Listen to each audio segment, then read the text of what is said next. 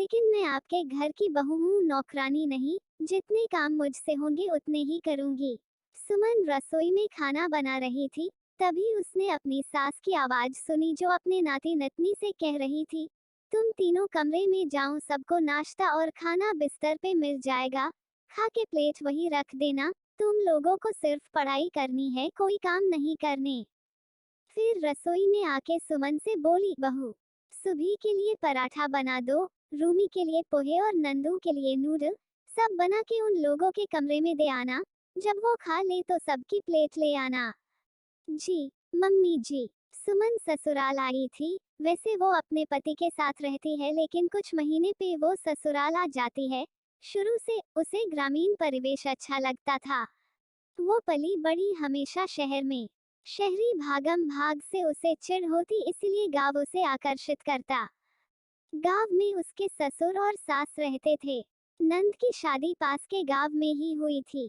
वैसे तो नंद की शादी को बहुत साल हो गए थे, लेकिन नंद महीने में 20 दिन मायके में ही रहती थी। 3 बच्चे थे उनके। बड़ी बेटी सुबह 16 साल की, रूमी 14 साल की और सबसे छोटा बेटा 11 साल का। 8-9 लोगों के परिवार में सुमन अकेली पूरे घर के काम करती, लेकिन कोई एक गिलास पानी से भी मदद नहीं करते। उसके बाद दिन भर सास नंद के ताने।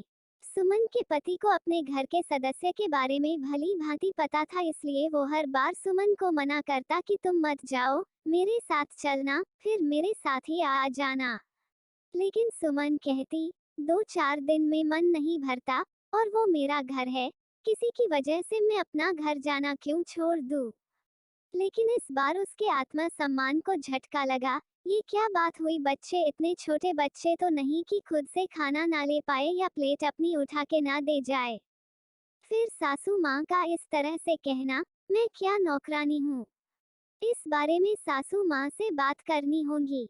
शाम में वो सासू माँ के साथ आंगन में बैठी थी, तो उसने सोचा अभी बात कर लूँ। उसने कहा, मम्मी जी, सभी बच्चे से आप कहे खाना खुद से ले और अपनी अपनी प्लेट खुद से साफ करे।